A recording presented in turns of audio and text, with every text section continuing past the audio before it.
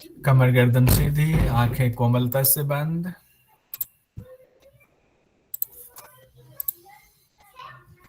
मन को शांत करें, लंबी गहरी श्वास लें, श्वास पे ध्यान। आती जाती श्वास को महसूस करेंगे।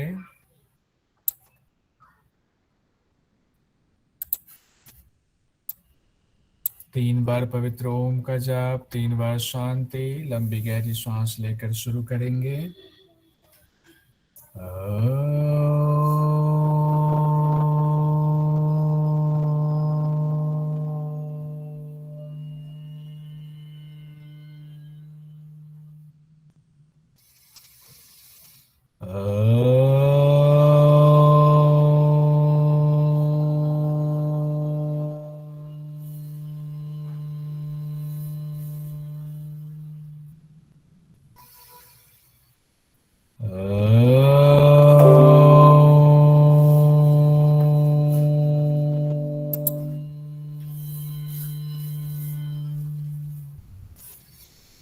ओंकारं बिंदु संयुक्तं नित्यं ध्यायन्ति योगिनः कामदं मोक्षदं चैव ओंकाराय नमो नमः। ओम शांति शांति शांति।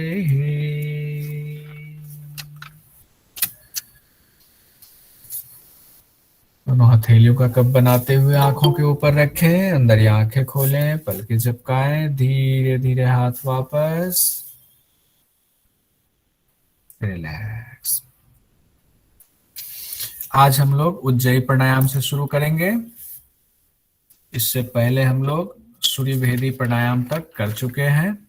सूर्य भेदी के बाद हमारा तीसरा कुंभक है उज्जयी कुंभक। उज्जयी प्राणायाम या उज्जयी कुंभक दोनों ही इसको कह सकते हैं। कुंभक कहे तो भी गलत नहीं है, प्राणायाम कहे तो भी गलत नहीं है, दो नाम बताया गया है। इसमें कहा गया है नासाभ्याम वायुम आकृष्य मुख्य मध्य च धारियेत। उज्जयी प्राणायाम जो हम लोग करते हैं, जो इसमें बताया गया है थोड़ा सा टफ बताया गया है। इसको लेकर के हर जगह विवाद रहता है कि कहना क्या चाहते हैं, तो इसको ठीक से समझेंगे। जो पुस्तक में कहा गया है एग्जाम की दृष्टि से उस लाइन को ध्यान में रखेंगे, और जो अभ्यास हम लोग गुरु के निर्देशन में करते हैं वो करते रहेंगे। कहा गया है नासाभ्याम वायुमाकृष्य मुख मध्य च धारियेत, मतलब कि दोनों नाकों से वायु को खींचकर मुख के मध्य में धारण करेंगे। पहली लाइन यही है कि नाक से वायु खींचकर मुख के मध्य में धारण करेंगे। उसके बाद कहा गया है हृदय गलाभ्याम समाकृष्य वायुम वक्त्रे च धारियेत, यानी कि हृदय और गले, हृदय गलाभ्याम, हृदय और गले पर प्रेशर लगाते हुए समाकृष्य यानी कि पूरक करेंगे। इसमें फिर से कहा गया है समाकृष्य वायुम वक्त्रे, वायु को मुख से धारण करेंगे। अब दोनों लाइन को अगर विद्वान लोग, कई विद्वानों ने दोनों लाइन को अलग अलग मिला करके ये कहा है कि पहले तो ऊपर वाला है बाहरी वायु को हमने खींचा नाक से और मुख में लिया। अब कहते हैं मुख में जो वायु है उसको गले से और हृदय से अंदर घसीटते हुए, स्पर्श कराते हुए फिर से अंदर ले जाएंगे। लेकिन कई विद्वानों का कहना है कि नहीं, जैसे इसमें कहा गया बाह्य वायु को दोनों नासिका छिद्र से खींचेंगे, आंतरिक वायु को हृदय एवं कंठ से खींचेंगे और कुंभक धारण करेंगे। लेकिन इसी में जब व्याख्या में जाते हैं तो ये कहते हैं कि नहीं, ये संभव नहीं है कि 2 बार हम कैसे करेंगे। तो 2 लाइन में इसलिए कहा गया कि ज्यादा से ज्यादा समझाने के लिए कि गले के पास प्रेशर लगाते हुए श्वास को खींचेंगे। लेकिन हम सिर्फ और सिर्फ अगर घेरन संहिता के शब्दों के आधार पर, सूत्र के आधार पर जाए तो पहली लाइन कहा गया है दोनों नाकों से वायु को खींचकर मुख के मध्य में धारण करें, पहली लाइन। उसके बाद हृदय और गले से समाकृष्य, हृदय और गले से पूरक करते हुए वायु को अंदर खींचे, धारण करें। उसके बाद कहते हैं मुख का प्रक्षालन करें। अब वायु तो हमने ले लिया, पूरक की बात इन्होंने कर दिया कि पूरक करके धारण करें। उसके बाद कहते हैं कि मुख प्रक्षाल्यम। अब मुखम प्रक्षाल्य संबंध, अब इसका मतलब है मुख का प्रक्षालन करें। अब यहाँ पे बड़ी कंफ्यूजन है कि मुख का प्रक्षालन कैसे करेंगे, किससे करना है, पानी से करना है, वायु से करना है, इसका भी अर्थ समझ से परे है। और इसको लेकर के जितने भी शास्त्र ग्रंथ में विद्वानों ने लिखा है, सबने कहा है कि इसको लेकर के समझना मुश्किल है, लेकिन शब्द का अर्थ उन्होंने लगा दिया, मुख का प्रक्षालन करें। तो अगर घिरण संहिता के हिसाब से देखेंगे तो नाक से वायु लेकर के मुख मध्य में धारण करें, हृदय और गले पर उसका स्पर्श करते हुए वायु को धारण करें, उसके बाद मुख का प्रक्षालन करें और फिर जालंधर बंध का अभ्यास करें, जालंधर बंध लगाएं। उसके बाद जालंधर बंध कुर्यात जालंधरम ततम ततः, उसके बाद जालंधर बंध लगाएं। अब कहा गया है आसक्ति कुंभकम कृत्वा धारियेत विरोधतः। अब कहा गया है कि यथाशक्ति कुंभक करें, बिना विरोध के, धारियेत विरोधतः, बिना विरोध के हठ पूर्वक धारण नहीं करेंगे उज्जयी प्राणायाम में, यथाशक्ति जितना हो पाए उतना ही कुंभक करेंगे। उसके बाद कहा है उज्जयी कुंभकम कृत्वा सर्व कार्यनी साधयेत, यानी कि यह उज्जयी कुंभक कहलाता है और इसको, इस उज्जयी कुंभक को करने से सभी कार्य सिद्ध होते हैं। ना भवेत कफ, ना भवेत कफ रोगस्य क्रूर वायु अजीर्णकम। कहते हैं कि इसको करने से, यानी उज्जयी प्राणायाम को करने से ना कफ रोग होता है, ना क्रूर वायु। क्रूर वायु होती है जो पेट में कई बार गैस बन जाती है, अफरा हो जाता है, उसको क्रूर वायु कहते हैं। अजीर्णम, ना अजीर्ण या अपच की शिकायत होगी। आम वात क्षय कासो ज्वर प्लेहान विद्यते, ना आम वात की समस्या होगी, ना क्षय रोग होगा, क्षय रोग टीबी को कहते हैं, तपेदिक को, और ना कास खांसी होगी, ना ज्वर बुखार होगा। प्लीहा यानी स्प्लीन से संबंधित, प्लीहा से संबंधित भी कोई रोग नहीं होगा। उसके बाद कहते हैं जरा मृत्यु विनाश आए, जरा और मृत्यु यानी बुढ़ापा और मृत्यु का नाश होगा।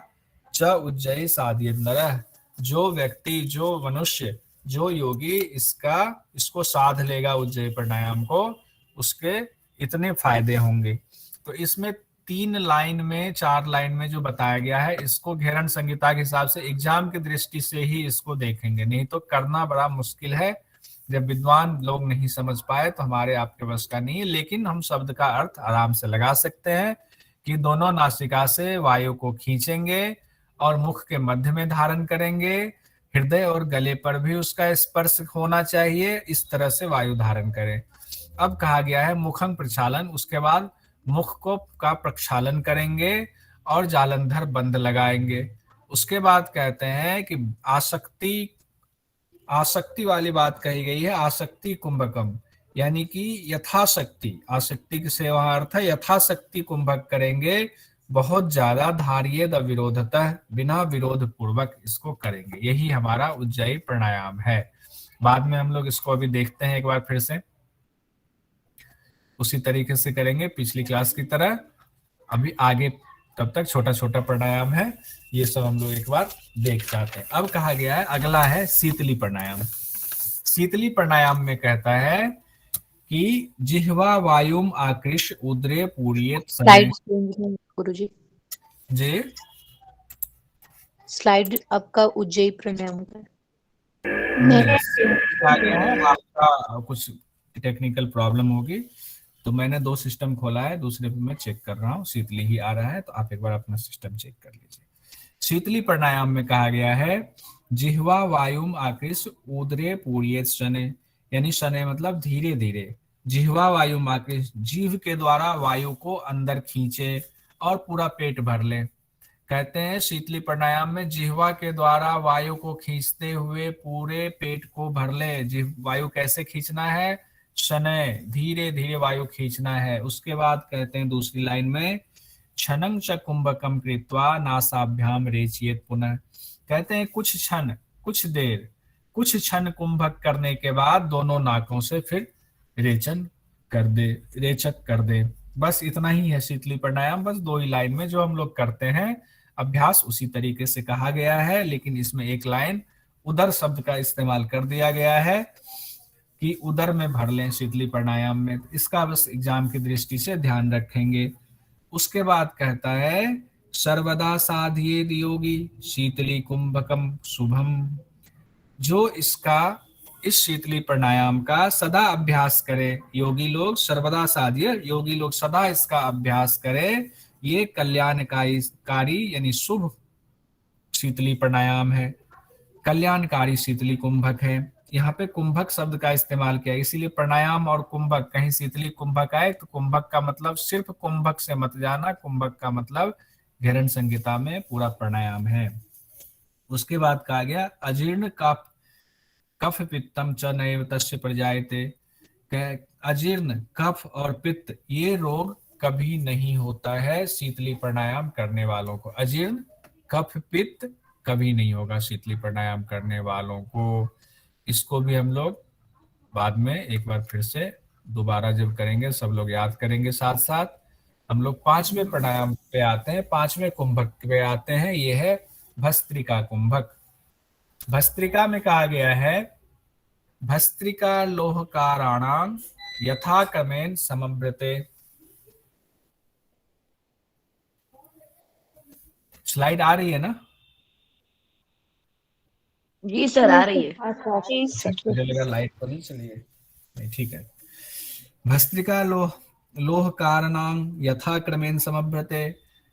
अब इसमें कहा गया है जैसे लोहार की भांति, जो लोहार पहले गांव में, अब तो लोहार भी जो है इलेक्ट्रिक वाले भांति इस्तेमाल करने लगे हैं, पहले हाथ वाली भांति होती थी, हाथ में रस्सी बंधा होता था, उससे खींचते थे।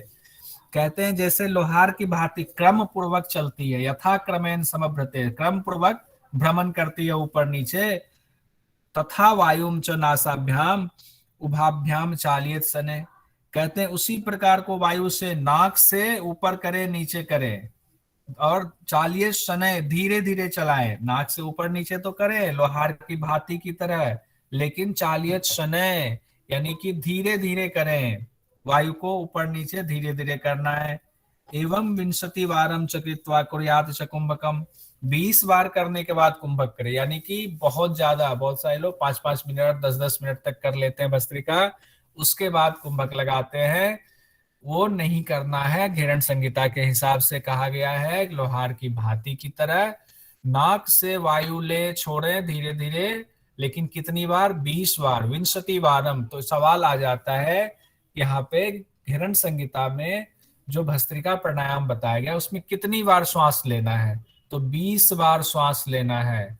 चक कृत्वा कुर्याच कुंभकम, उसके बाद कुर्यात च कुंभकम, उसके बाद कुंभक करें। यानी 20 बार श्वास लिया, छोड़ा,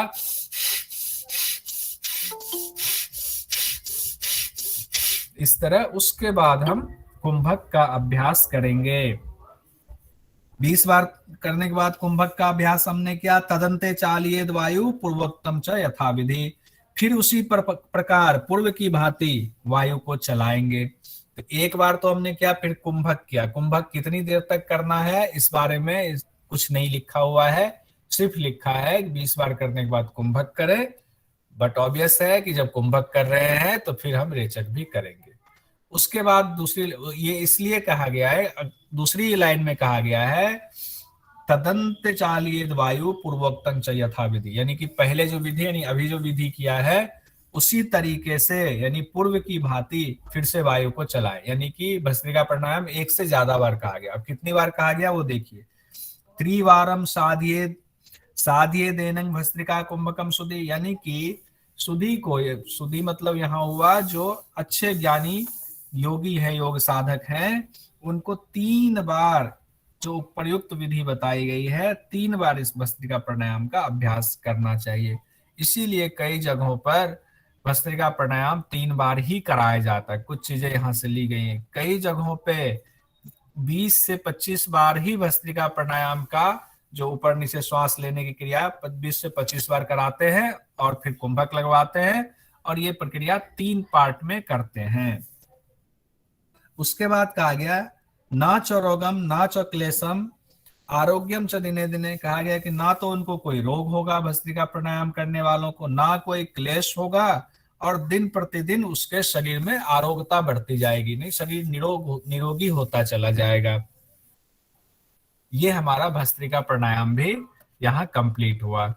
अगला जो प्राणायाम है वो है हमारा भ्रामरी प्राणायाम, लेकिन भ्रामरी देखने से पहले, चूंकि इसमें काफी लंबा है, तो इसको देखने से पहले हम लोग एक बार स्लाइड पर सब लोग याद करेंगे उज्जयी से शुरू करते हुए कि घेरन संहिता के हिसाब से उज्जयी प्राणायाम क्या कहता है।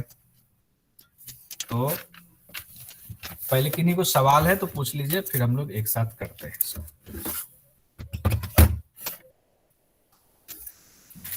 सर, भस्त्रिका प्राणायाम में जो श्लोक में दिया है कि धीरे धीरे उदर में ये भरना है प्राण, लेकिन जो व्याख्या में दिया है वो थर्ड लाइन में बोला है कि जल्दी जल्दी करना है, तो फिर एक से भस्त्रिका भस्त्रिका भस्त्रिका में अच्छा पूरित करें, में धीरे धीरे चलाएं हाँ, ऐसे बोला है। देखिए इसमें जो अर्थ में दिया है ना कि उदर को पूरित करे, उदर में तो कहीं इस्तेमाल शब्द ही नहीं आया है। भस्त्रिका लोह कारण यथाक्रमेण समभ्रते वायु नासाभ्याम उभाभ्याम, कहीं इसमें है ही नहीं कि उदर में पूरित करे। ठीक है सर, उज्जाई में उधर उधर आया है। बिल्कुल उज्जय सर, में और है। ये अर्थ में है और व्याख्या में देखो सेकंड लाइन में तो उन्होंने बोला है थर्ड लाइन में जल्दी जल्दी करना है, और अर्थ में धीरे धीरे बोला है। नहीं, अपने इसमें धीरे धीरे ही बोला है। ठीक है,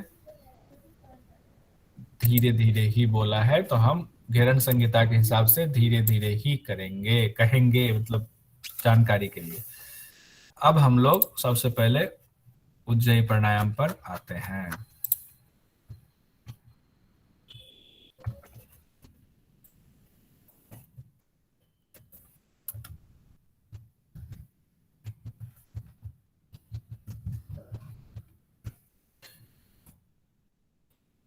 अब बताइए उज्जयी प्राणायाम में पहला क्या बताया गया है, कैसे करते हैं हम लोग वो छोड़ दीजिए, घेरन संहिता में क्या बताया गया है, पहली लाइन में क्या कहा गया है, कैसे करना उज्जयी प्राणायाम। से वायु को दोनों धारण नासाभ्याम वायुमाकृष्य। खींचकर मुख में धारण करना है। जी, मुख में धारण करना ना- पहले, नाक से वायु लेकर मध्य मुख ठीक मध्य है, च धारियेत। दोनों नाक से वायु को मुख के खींच मध्य कर। में धारण करें। इसमें एक और जो है वो बताया गया तरीका कि कैसे धारण तो करें, लेकिन उसमें कैसे धारण करें, कैसे हृदय और धारण, गले में उसका स्पर्श हो। हृदय गला स्पर्श होकर। हृदय और गले से स्पर्श करते हुए वायु खींचें और धारण करें। ठीक है, ये समझ में आ गया दोनों लाइन, कोई कंफ्यूजन किन्हीं को। इसके बाद तीसरी लाइन में कहा गया है, क्या कहा गया बताइए, मुख ये तो प्रक्षालन और जालंधर बंद करेंगे। प्रक्षालन करें और फिर जालंधर लगाएं। जालंधर बंद। यथाशक्ति कुंभक करें। ठीक है, उसके ये बाद बताइए। ये सेकंड लाइन में ऐसा था ना, मतलब सर पता नहीं हमको, पर दोनों नाक से वायु खींचे और मुख के मध्य में धारण करे, ऐसा बताए थे आप। उसके बाद शायद ये बोले थे कि गले और हृदय से स्पर्श कराते हुए उस वायु को अंदर ले जाना है ना। हाँ ऐसा? था तो यही ऐसा ही था, गले और हृदय से करते हुए अंदर। देखो आप नाक से भी अगर हम लोग सांस लेते हैं तो भी वायु तो अंदर ही जा रही है, अंदर ही जा रही है उसमें भी, लेकिन उसमें कहा गया कि मुख के मध्य में धारण करें। मुख के मध्य में पहले धारण किए, उसके बाद फिर उसको गले के अंदर, गले हाँ, से और हृदय से स्पर्श करा के ले जाएंगे ना, है ना। हाँ कहा तो ऐसा ही गया है इसमें, बिल्कुल सही कह रहे हो आप, कहा ऐसा ही गया है कि पहले कहा गया कि दोनों नाक से वायु को मुख के मध्य में धारण करें। अब मुख के मध्य में धारण किया, लेकिन ये क्या संभव है, करके देखिए सब लोग कि दोनों नाक से कर रहे हैं तो क्या सिर्फ मुख के मध्य में ही धारण हो रहा है, नहीं, वो अंदर भी सांस जा रही है। अगर मुख के मध्य में ये धारण दोनों होगा शुरू की तो वो लाइन पेट में चला जाएगा। हाँ तो ठीक है, इन्होंने यही कहा है कि नाक से लेकर के मुख के मध्य में धारण कीजिए, फिर जो मुख के मध्य में आपने धारण किया हुआ उसको हृदय और गले से स्पर्श करते हुए अंदर ले जाए और धारण करें। कहा सर यही गया है। अगर मुख के मध्य में धारण करेंगे फिर वो लंग्स में नहीं जाएगा, वो तो पेट में चला जाएगा। मतलब ऐसा ही हो रहा है फिर। अच्छा,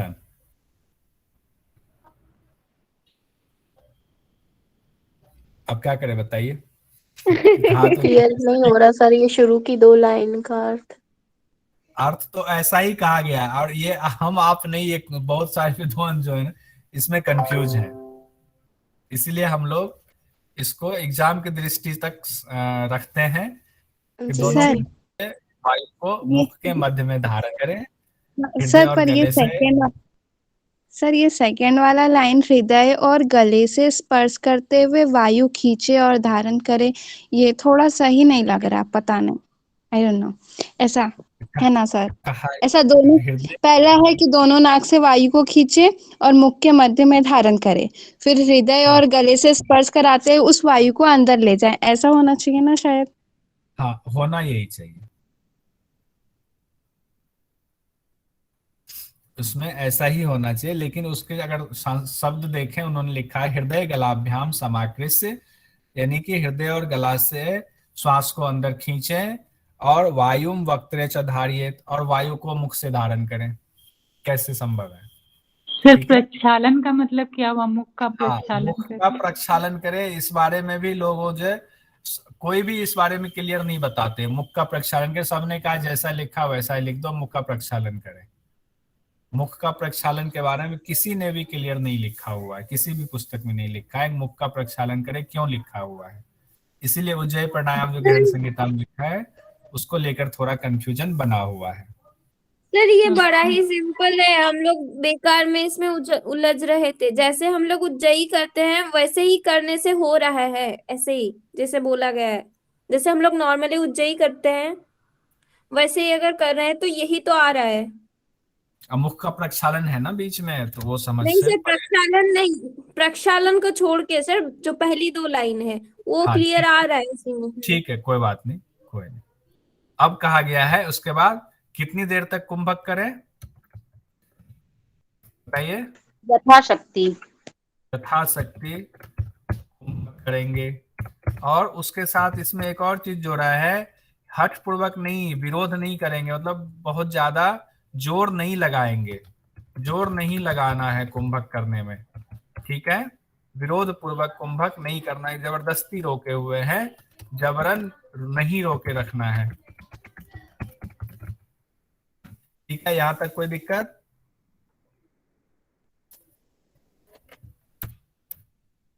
इसमें मुझे पता है सब लोगों को इंटरेस्ट कम आ रहा होगा क्योंकि मसला ऐसा थोड़ा सा है, इसीलिए कोई बात नहीं। अब कहा गया है कि इसके क्या फायदे होंगे, सभी कार्य सिद्ध होंगे।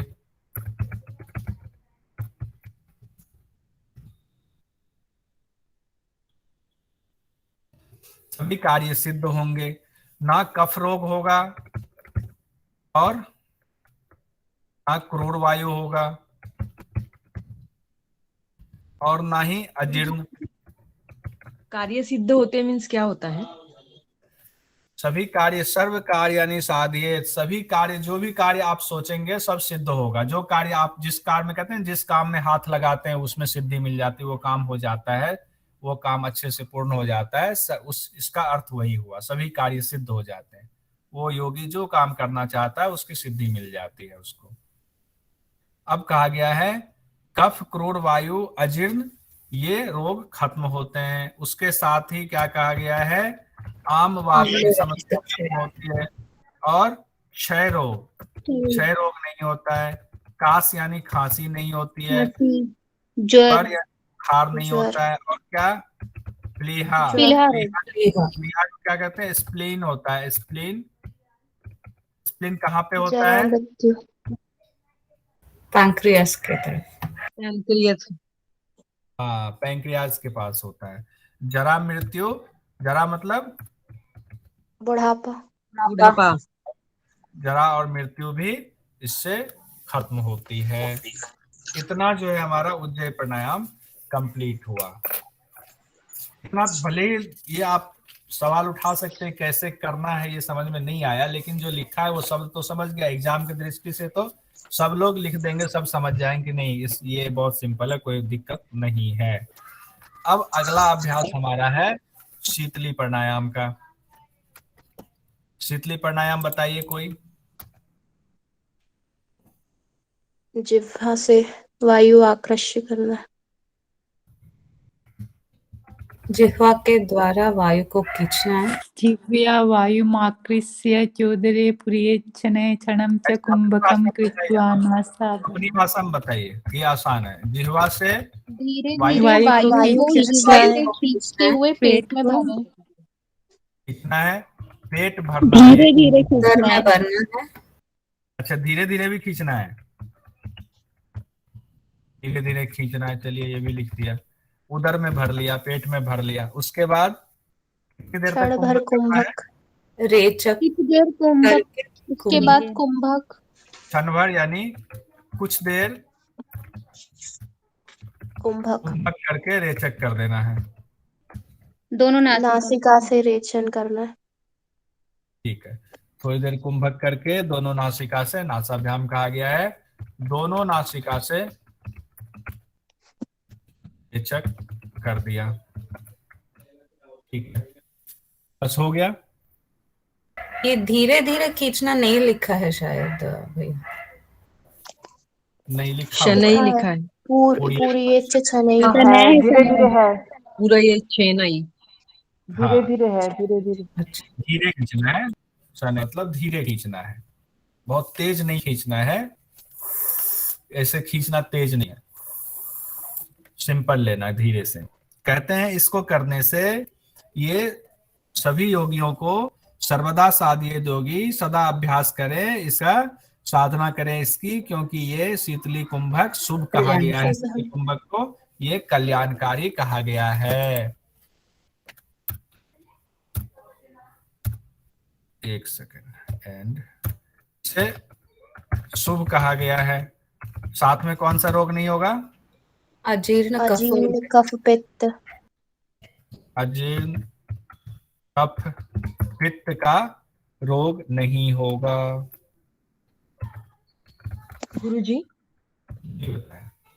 शीतली प्राणायाम तो बॉडी में ठंडक पहुंचाता है ना, तो इससे कफ के विकार कैसे नष्ट होंगे फिर? इन्होंने कहा है कफ के विकार नष्ट हो जाएंगे। थोड़ा समझ में नहीं आ रहा है। ये समझ में, इसमें जो चीज समझ में ना आए मत समझिए।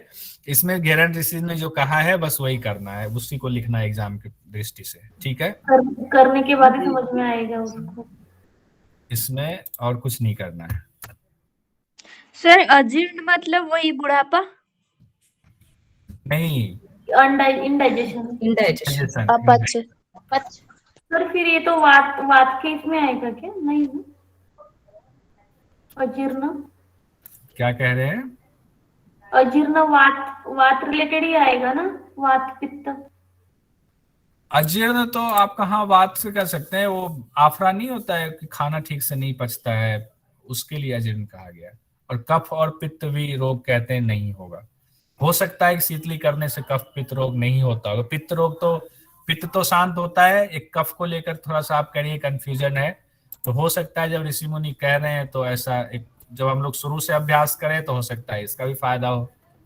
एसवीआसा में एक रिसर्च किया था भैया उन्होंने, तो उधर शीतली में बॉडी का टेम्परेचर ज्यादा होता है, ये रिजल्ट निकला था।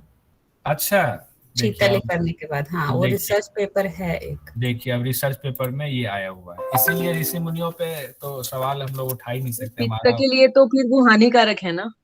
इनके लिए पित्त के लिए तो फिर हानिकारक है वो, अगर उसमें बॉडी टेम्परेचर बढ़ता है तो। नहीं, वो अब किस तरह से उन्होंने वो किया है ये तो नहीं कह सकते। घेरन संहिता के हिसाब से शीतली जो बताया गया उसमें यही कहा गया। हो सकता है उन्होंने अलग तरीके से रिसर्च करा हो, तो उस रिसर्च में देखना पड़ेगा कि स्टेप क्या लिया, किन लोगों पे किया, कैसे किया, क्योंकि एक ही अभ्यास को अलग अलग तरीके से करे तो रिजल्ट अलग अलग आता है। तो वो उनका रिसर्च पेपर देखे बिना नहीं कह सकते हैं कि एग्जैक्ट इसी तरीके से किया होगा। जी क्योंकि गुरुजी। शीतली प्राणायाम से ठंडक आती है, ये हम लोग जानते हैं। अब आगे कहा गया है भस्त्रिका कुंभक। भस्त्रिका कुंभक में कैसे श्वास लेना है ये बताइए। लोहार कहा? की धोकनी के समान। लोहर की धोकनी की भांति। लोहार की भांति की भांति, धोकनी की भांति श्वास लेना है, और धीरे लेना है, जोर से लेना है, ऐसा भी कुछ कहा गया है क्या? धीरे धीरे धीरे धीरे क्रम पूर्वक जैसे हो चलता। और नासिका से। क्रम पूर्वक लेना है। और क्या है? शिव गहरन संगीता की चर्चा हम लोग कर रहे हैं। और क्या है? वायु को ऊपर नीचे धीरे धीरे लेना है। हाँ, धीरे 20 धीरे बार लेना करके है। कुंभक करना है। धीरे। हाँ, विंशति 20 बार। ये ध्यान रखिएगा, ये सवाल पूछ देता है कई बार कि कितनी बार करना है। 20 बार श्वास लेकर, यानी कि पूरक रेचक 20 बार किया, श्वास लेकर, यहाँ श्वास लेने से मतलब छोड़ना भी है। उसके बाद कुंभक करेंगे। उसके बाद ये प्रक्रिया कितनी बार दोहरानी है? इस आवृत्ति को 3 बार करना है। 3 बार। हाँ, इस आवृत्ति को 3 बार दोहराएं। इसमें से सवाल निकल गया 3 बार करना है और 20 बार श्वास लेते हुए करना, यानी एक बार में 20 भस्त्रिका 20 श्वास करना है और इसी को आवृत्ति को 3 बार दोहराना है। अब कहा गया है इससे क्या क्या होता है? रोग नहीं होता है, क्लेश नहीं होता है, होते हैं। आरोग्य कोई रोग होता है और दिनों दिन आरोग्य में वृद्धि होती है। लाभ। दिनों दिन आरोग्यता बढ़ती है।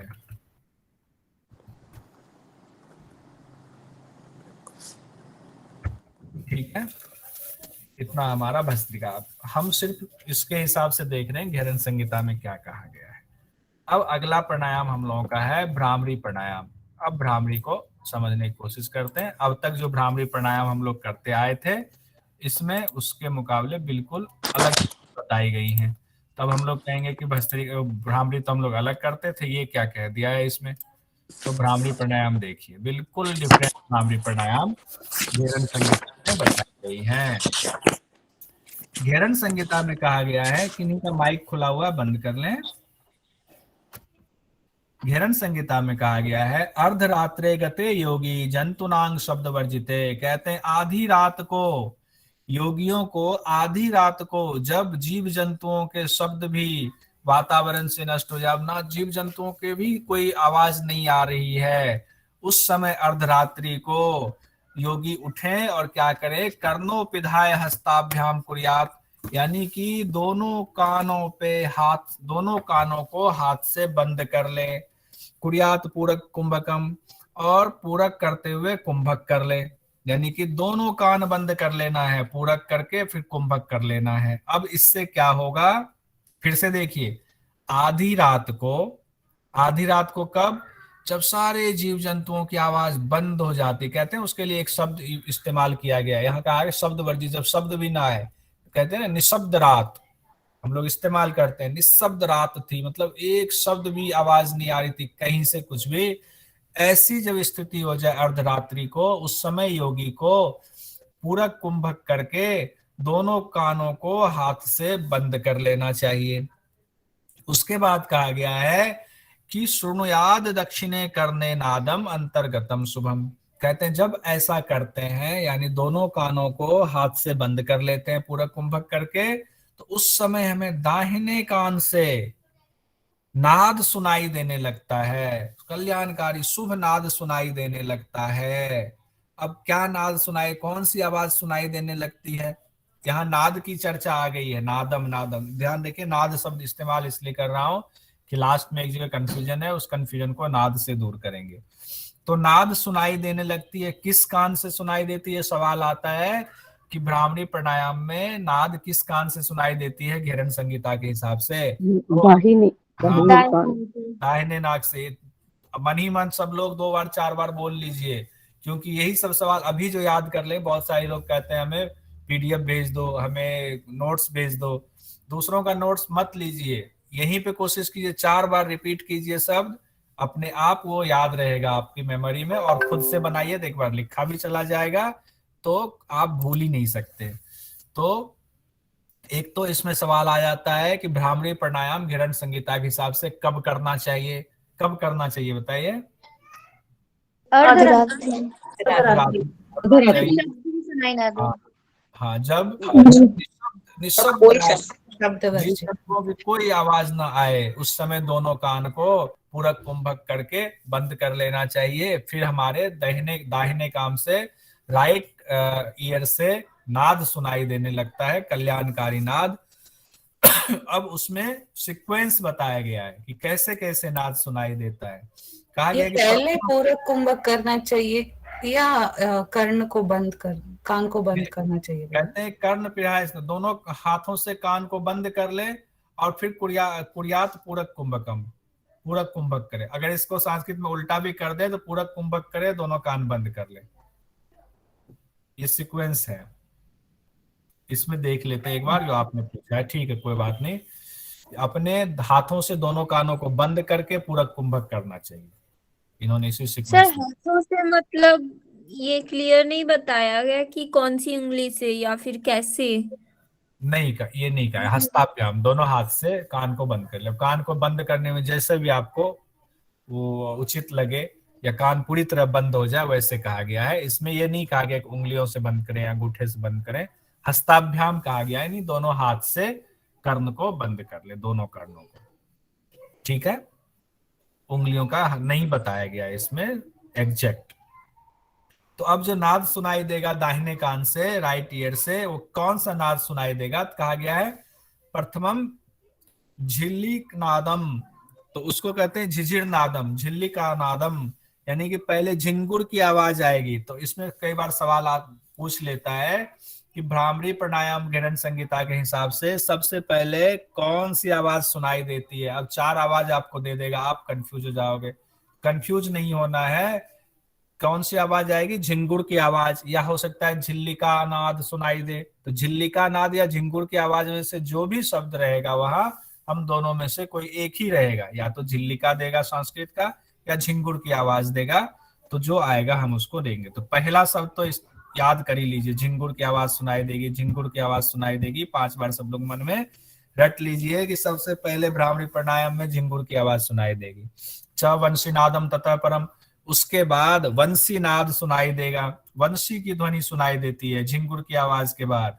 मेघ झरझर भ्रमरी कहता, उसके बाद मेघ झरझर यानी बादल बरसने की, लगता है कहीं बादल बारिश हो रही है, ऐसी आवाज सुनाई देगी। भ्रमरी, भ्रमर गुंजन की आवाज सुनाई देगी। घंटा कास्यम यानी कांसे के घंटे की आवाज सुनाई देगी। ततः परम, फिर तुरी भेरी, तुरी और भेरी की आवाज सुनाई देगी। फिर मृदंग की आवाज सुनाई देगी। आदि आदि आदि निनाद, निनाद मतलब होता है जो शोर करता हुआ आवाज सुनाई देगी। कहते तुरी भेदी मृदंग, तुरी भेदी और मृदंग, इस तरह से अनेक आदि आवाज सुनाई देती है जो शब्दों से भरा हुआ आवाज हो। उसके बाद आनक, आनक कहते हैं नगारे को कहते हैं, जो सैनिक लोग नगारा बजाते हैं नगारे की आवाज आएगी। दुदुम्भी, दुदुम्भी कहते हैं बड़ा बड़ा ढोल होता है उसको दुदुम्भी कहते हैं, दुदुम्भी की आवाज सुनाई देगी। उसके बाद कहते हैं कि एवं नाना विधो नादो जायते नित्यम अभ्यासात, इस प्रकार रोज अभ्यास करने से अनेक नाद सुनाई देता है। तो प्रथम नाद कौन सा सुनाई देता है? झिंगुर। फिर कौन सा सुनाई देता है? के बाद वंशी नाद, बंसी। हाँ बंसी की, बंसी नाद। फिर बादल बरसने की, फिर मेघ झरझर, उसके भ्रमरी, फिर घंटे की आवाज, कांसे के घंटे की आवाज, फिर तुरी भेदी मृदंग की आवाज, और उसके बाद आनक और दुदुम्भी की आवाज सुनाई देती है। इस तरह से रोज अभ्यास करने से अनेक नाद सुनाई देते हैं। अब कहा गया है झिंगुर क्या होता है? झिंगुर, झिंगुर शब्द तो ऐसे भी सुनाई देता है। आप रात हो जाए ना, थोड़ी शाम हो जाए तो झिंगुर झरझर झरझर करना शुरू कर देता है, उसी को झिंगुर की आवाज कहते हैं। क्रिकेट। अभी तो कहोगे तो ये होता क्या है? ये समझ नहीं आया, ये झिंगुर झिल्ली मतलब ये कैसी है, कौन सी आवाज होती है? झिंगुर की आवाज कौन सी होती है? जो रात शाम होते ही जिसके लिए सारे फिल्मों में एक आवाज इस्तेमाल किया जाता है ना, कर कर कर कर वाली आवाज, कि उससे एक साउंड देता है कि रात हो गई है, वही झिंगुर की आवाज होती है। सर रात कीड़े बोलते हैं उसको। मैं क्रिकेट बोलता हूँ। हाँ cricket, yes yes yes, right right, cricket बोल रहे हैं। तो क्रिकेट की आवाज तो सब लोगों ने सुना होगा, बस अभी थोड़ी देर बाद ध्यान करना, आप क्रिकेट की आवाज सुनाई देगी। तो क्रिकेट की आवाज तो सुनाई देती है, ऐसे भी शाम होते ही सुनाई देने लग जाती है। उसके बाद कहा गया है अनाहतस्य शब्दस्य तस्य शब्दस्य यो ध्वनि। इस अनाहत नाद के शब्द में जो ध्वनि है, ध्वनेर अंतर्गतम ज्योति ज्योतिर अंतर्गतम मनः। अब जो कहते हैं कि ये अनाहत नाद जो आपको नाद सुनाई दे रहा है, कहाँ से नाद, कहाँ किसके लिए इस्तेमाल किया गया? अनाहत के लिए इस्तेमाल किया गया है, जो हृदय स्थान है उसके लिए इस्तेमाल किया गया है। कहते हैं उससे जो शब्द निकलता है, कहते हैं इस अनाहत नाद के शब्द में ध्वनि का, और ध्वनि में ज्योति का, ज्योति में मन का वास है।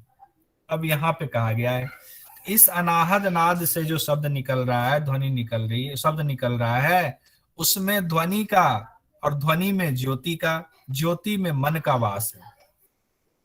समझ में नहीं आया? क्या आया? आया भैया। नाद में ध्वनि, नहीं ध्वनि आया। में ज्योति, ज्योति में मन। हाँ ठीक है। नाद में शब्द यानी अनाहत में शब्द, शब्द में ध्वनि, और अनाहत से शब्द निकला ना, अनाहत से शब्द निकला, शब्द में ध्वनि है, ध्वनि में ज्योति है, ज्योति में मन का वास है।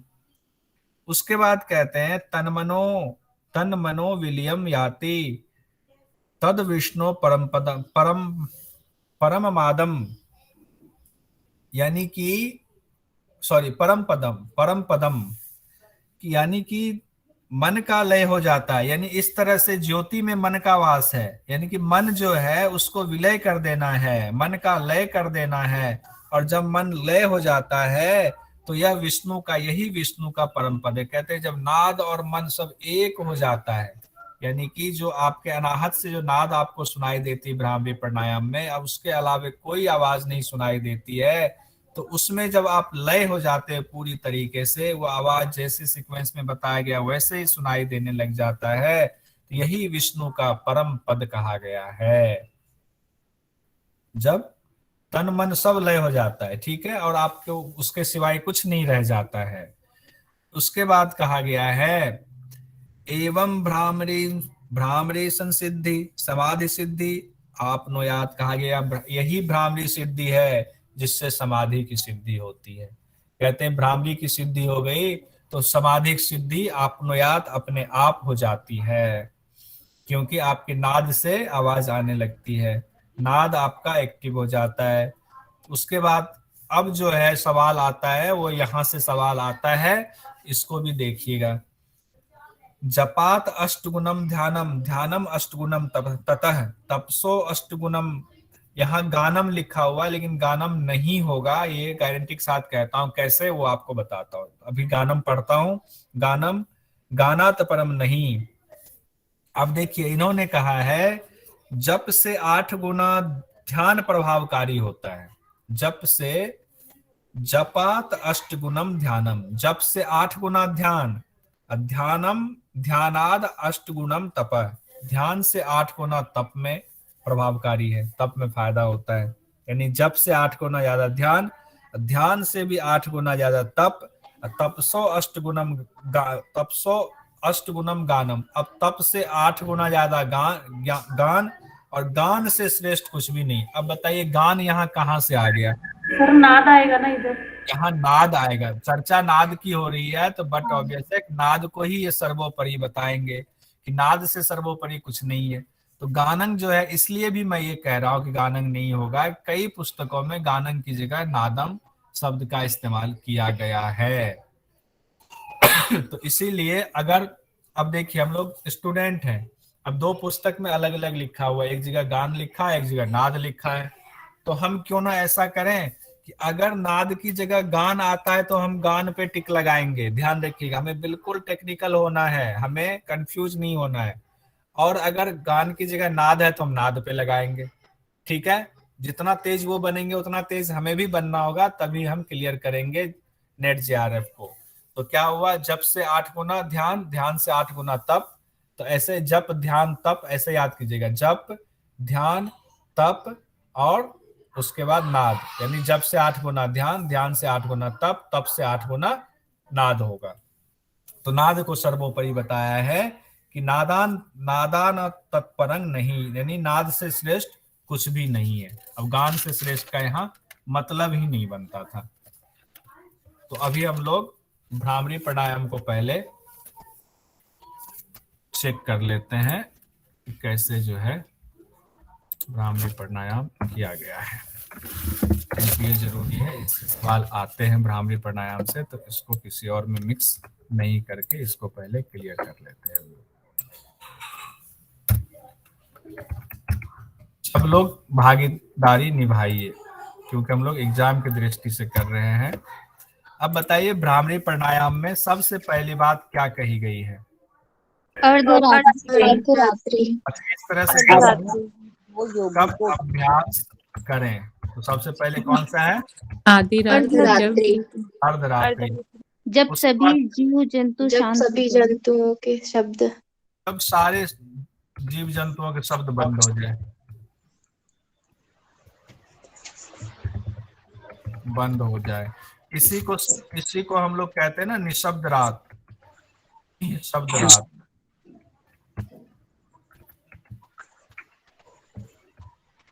निशब्द रात हो ऐसी स्थिति। अब इसमें क्या करेंगे? निशब्द रात है, योगी जग गया है, अब बताइए अर्धरात्रि को क्या करेगा? दोनों कानों को बंद करेंगे, बंद कर दे। हाँ, दोनों कान बंद कर लें, पूरक करें और कुंभक करें। पूरक कुंभक करें, साथ में करेंगे, पूरक कुंभक करेंगे। अब इससे क्या होगा? दाहिने कान से नाद सुनाई देगी। दाहिने कान से नाद, कान से नाद सुनाई देगी। ठीक है, यहाँ तक तो बहुत अच्छा हो गया। दाहिने कान से हमें नाद सुनाई दे रहा है।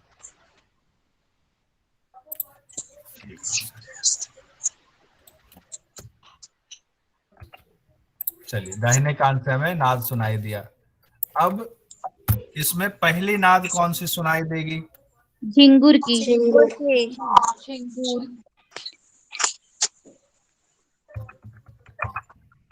की आवाज सुनाई देगी। और इसका एक बंशी और क्या नाद, होता है? बंशी, बांसुरी। बांसुरी। नाद। हाँ, उसके बाद वंशी नाद, फिर गर्जन, मेघ गर्जन। मेघ या मेघ गर्जन। ठीक है, फिर भ्रमर की ध्वनि, घंटी आवाज। कमर की आवाज पहले, उसके बाद कमर, फिर कांसे की घंटी, उसके बाद तुरही, भेदी, तेरी, मृदंग,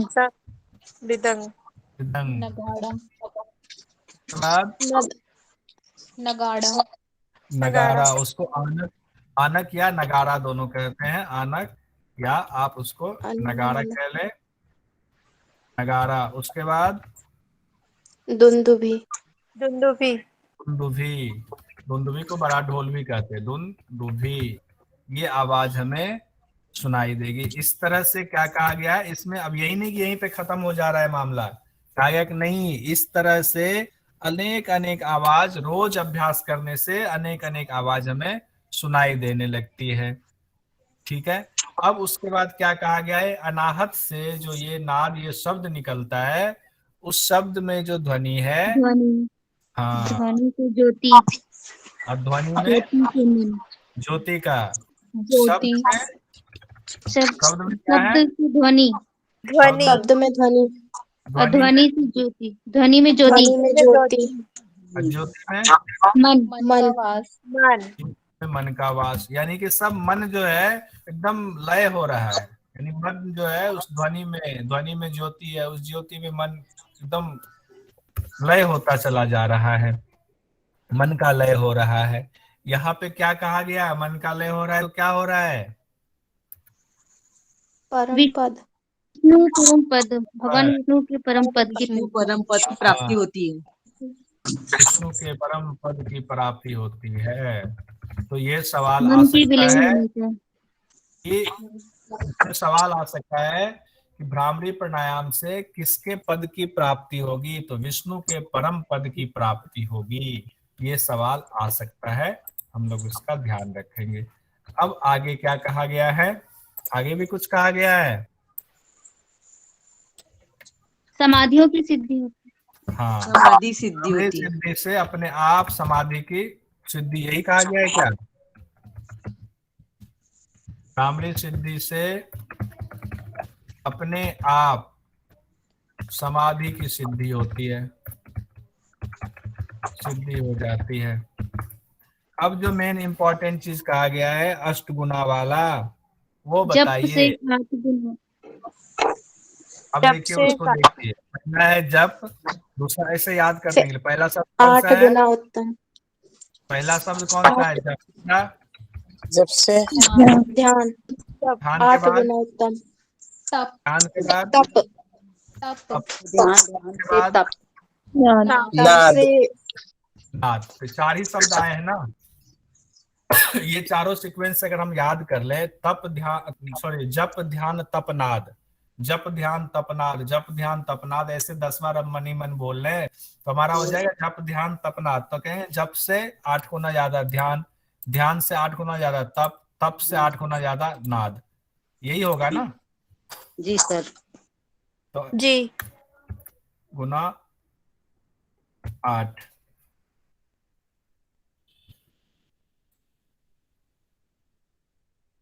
हमें ये सीक्वेंस में याद करना है और गुना 8 बीच में अपने आप से जोड़ देना है।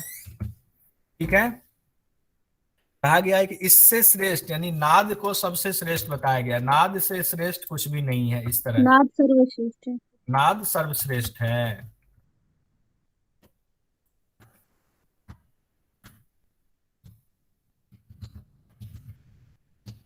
नाद सर्वश्रेष्ठ नाद को कहा गया है। ठीक है, कोई कंफ्यूजन? नहीं। ठीक है, अब जो अगला हमारा है मूर्छा केवली, ये 2 बचा हुआ है। सारे भ्रामरी प्राणायाम, भ्रामरी हो गया, भ्रामरी के बाद मूर्छा 7वां और उसके बाद केवली, 2 प्राणायाम बचा है। इसको आज रहने देते हैं क्योंकि केवली में फिर जो है बहुत सारी चीजें हैं एग्जाम के पर्पज से याद करने के लिए भी, तो वो इतनी जल्दी याद नहीं हो, सारा कंफ्यूजन हो जाएगा। आज थोड़ा सा इसलिए कंफ्यूजन वाला था 1-2, तो वो क्लियर हो गया होगा मेरे ख्याल से, कोई दिक्कत नहीं है। तो इसको रहने दें फिर मूर्छा और केवली को। जी सर। मूर्छा तो आसान है, कल शुरुआत में मूर्छा पढ़ लेंगे, वो बहुत आसान है। लेकिन केवली जो है वो लंबा भी है, उसमें बहुत सारी चीजें हैं जिसको याद करना, और सब याद होने लायक है, सब याद हो जाएगा पढ़ते पढ़ते हम लोगों को। तो मूर्छा और केवली को आज के लिए रहने देते हैं। कल मूर्छा केवली होकर के हमारा प्राणायाम फिनिश हो जाएगा, फिर ध्यान में बहुत आनंद आने वाला है। तो कोई कंफ्यूजन है तो पूछ लीजिए, उसके बाद हम लोग थोड़ा क्वेश्चनिंग शुरू कर लेते हैं। 2-4 मिनट, बहुत ज्यादा समय आप लोगों का नहीं लेंगे। सर भ्रामरी प्राणायाम में सिर्फ राइट ईयर में नाद सुनाई देगी? हाँ, राइट ईयर में नाद सुनाई देगी, लेफ्ट ईयर में ऐसा कहा नाद का गया, कोई ऐसा कहा सुनाई गया। हाँ, कहा ऐसा ही गया है। देखिए एग्जाम के पर्पज से यही याद करना मेरा किशोर जी, कि अगर आपके पास सवाल आता है कि भ्रामरी प्राणायाम में घेरन संहिता के हिसाब से, ये ध्यान रखिएगा जी, ऐसा ना हो कि हम ये कह दें लिखा रहे कि भ्रामरी प्राणायाम में और उसमें सब उसमें कुछ और ही दिया रहे, आप कंफ्यूज हो जाओ, अरे ब्राह्मणी में तो नाद का कोई मतलब ही नहीं है, कैसे लेना है। क्योंकि एक जगह किसी पुस्तक में अलग चीजें दी गई है, दूसरे पुस्तक में अलग तरीका दिया गया, लेकिन घेरन संहिता में बिल्कुल डिफरेंट है ये। जी ठीक है, सर। एग्जाम के पर्पज से सिर्फ ये बता रहा हूं कि इसमें कहा गया है कि दक्षिणे कर्ण से ही नाद सुनाई देगा। चलिए सवाल करते हैं।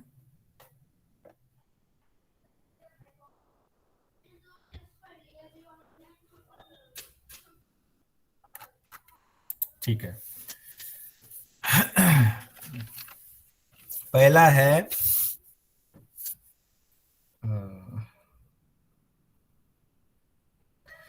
उज्जयी प्राणायाम में कितनी देर तक कुंभक करना चाहिए? यथाशक्ति।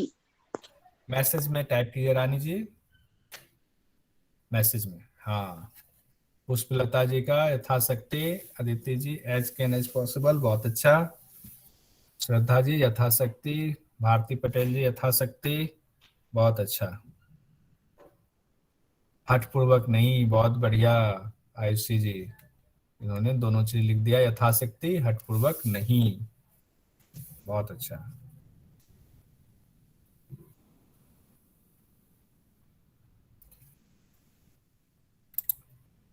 उज्जयी प्राणायाम से कौन कौन से रोग नहीं होते हैं? क्या इसका फल बताया गया है?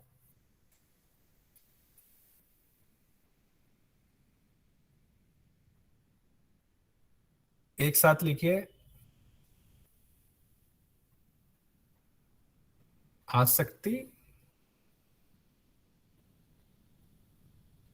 आसक्ति कहां से आ गया? एक साथ कोई लिखिए। पता है कि इतनी जल्दी याद नहीं होगा। हाँ, आयुषी जी ने लिखा है। जरा मृत्यु, अजीर्ण, आम बात, ज्वर, ठीक है। प्लीहा वाला भी जोड़ दीजिए और क्षय वाला भी जोड़ दीजिए, बहुत अच्छा। पुष्पलता जी, कफ, क्रूर वायु, अजीर्ण, पित्त, आम बात, क्षय रोग, कास, ज्वर, प्लीहा, जरा मृत्यु, विनाशक, बहुत अच्छा। प्रतिभा जी ने भी लिखा है। श्रद्धा जी, कफ रोग, वायु, अजीर्ण, वात, टीबी, खांसी, ज्वर, बहुत अच्छा। अब सब लोग ऐसे ही याद करेंगे। मुझे पता है कि एक बार में ये किसी को याद नहीं होगा, लेकिन जब आप देख करके भी एक बार कोशिश करते हैं ना, तो देख देख करके ही आदमी सीख जाता है। देख करके भी 4 बार लिखेंगे, बोलेंगे, वो चीजें आ जाती हैं।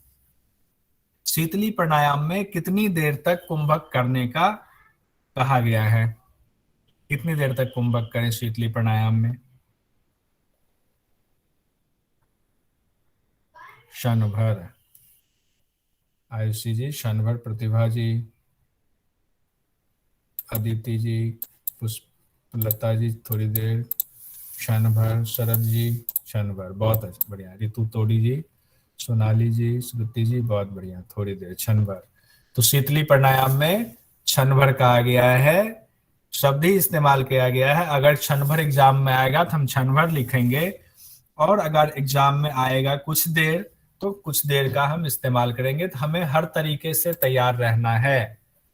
बहुत अच्छा। अब इससे क्या क्या होता है, कौन कौन से रोग नहीं होते हैं?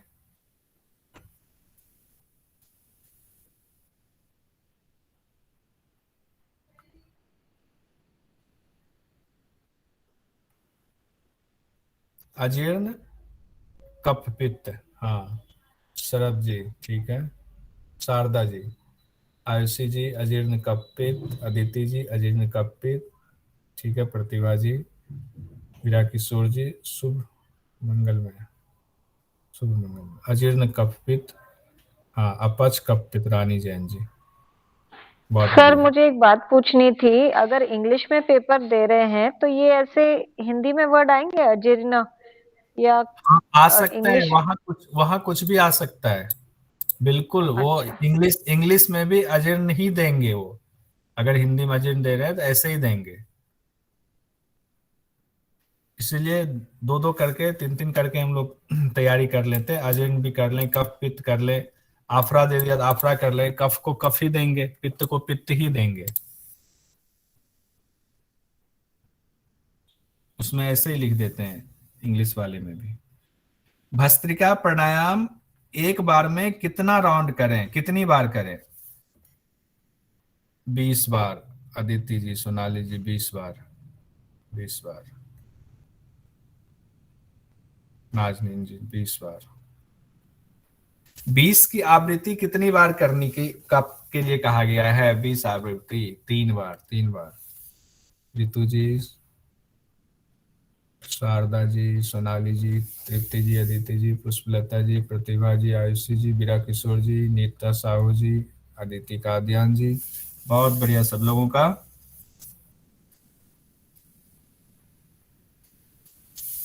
उसमें क्या क्या होता है फायदा भस्त्रिका प्राणायाम का?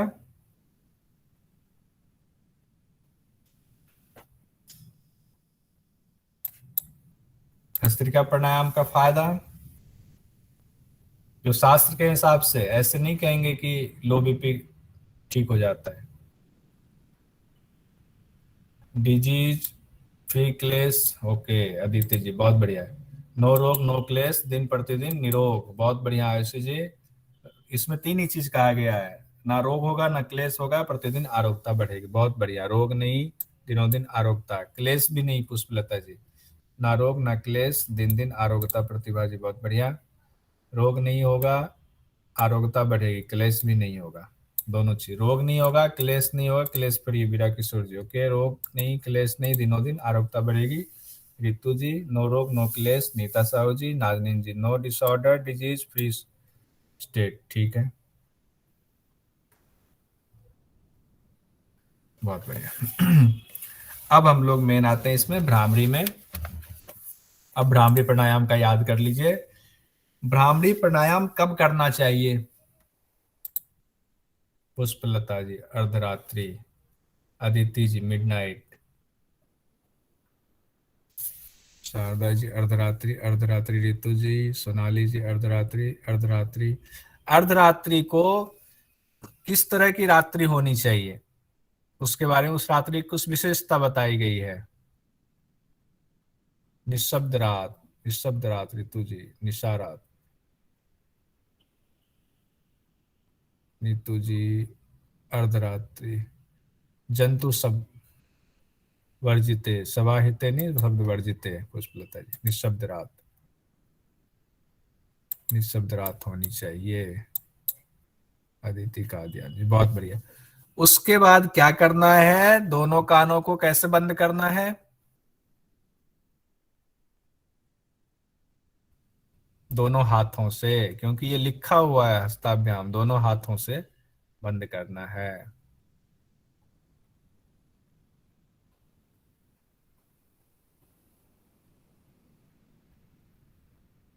अदिति शारदा जी बहुत अच्छा।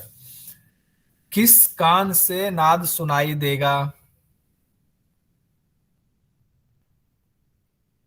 शारदा जी दाएं से, पुष्पलता जी दाएं, प्रतिभा जी दक्षिण कर्ण से, नीता जी दाएं से, अदिति जी राइट, बहुत बढ़िया सब लोग। दाहिने कान से नाद सुनाई देगा।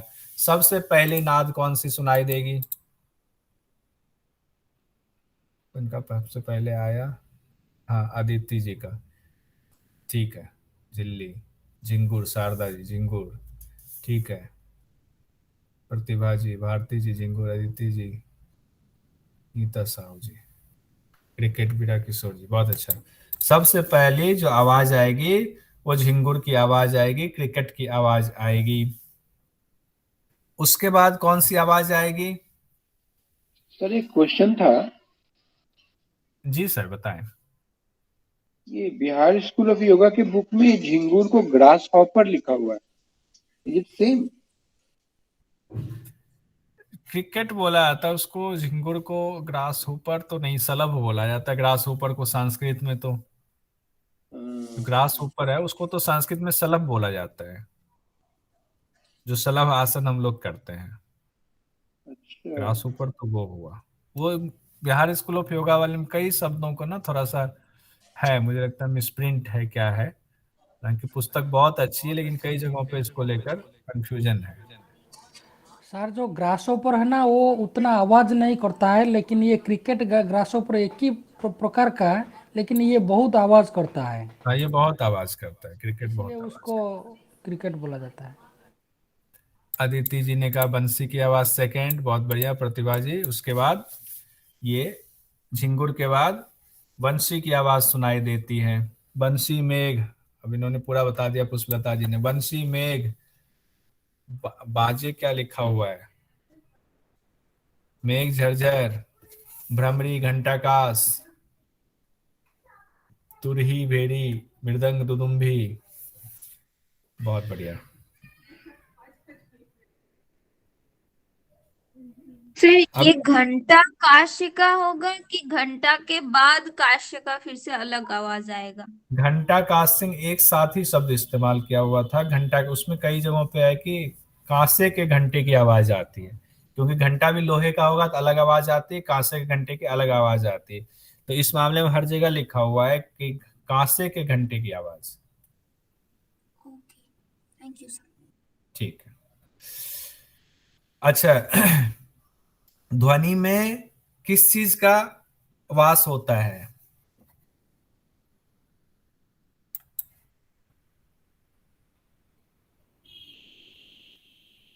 ध्वनि में, हाँ प्रतिभा जी, ध्वनि में ज्योति का होता है। आयुषी जी ठीक है। आदित्य जी, मैंने बीच से पूछ दिया तो गड़बड़ हो गया। ध्वनि में ज्योति का, ज्योति में किसका वास होता है? रितु जी बहुत बढ़िया। ध्वनि में ज्योति का, ज्योति में मन का वास होता है। नीतू जी, शरद, शारदा जी, पुष्पलता जी, नीता साहू जी, बीरा किशोर जी, मन का वास होता है। भ्रामरी प्राणायाम करने से किस पद की प्राप्ति होती है?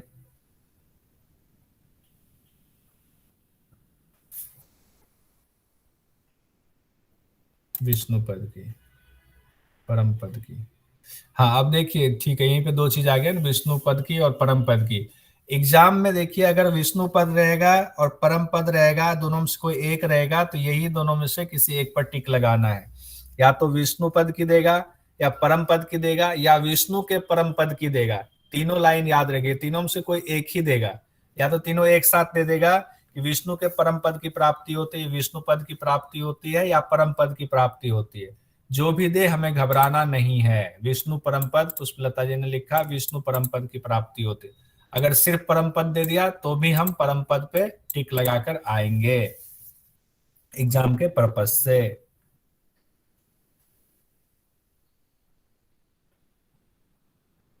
अब जप से 8 गुना ज्यादा कौन प्रभावकारी है?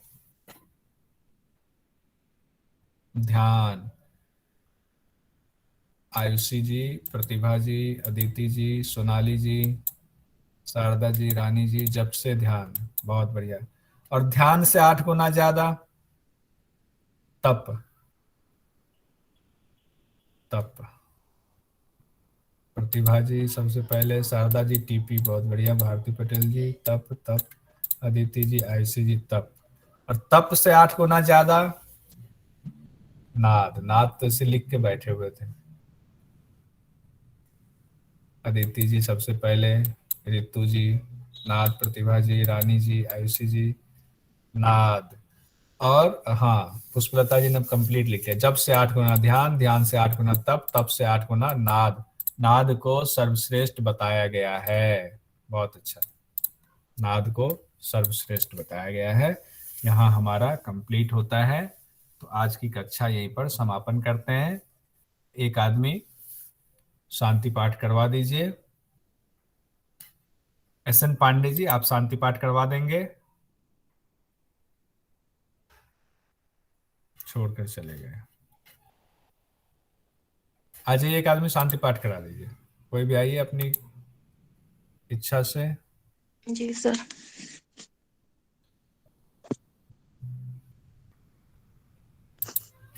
सभी लोग ध्यानात्मक आसन में बैठ जाएंगे, आंखें बंद।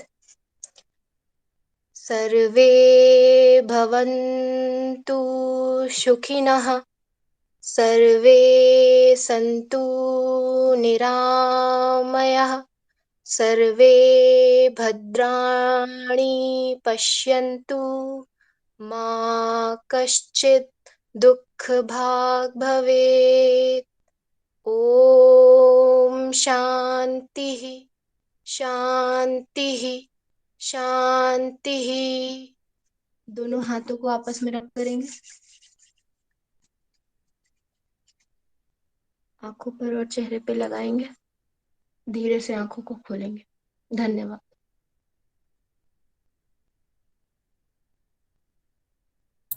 धन्यवाद सब लोग। हरिओम नमस्कार। हरिओम।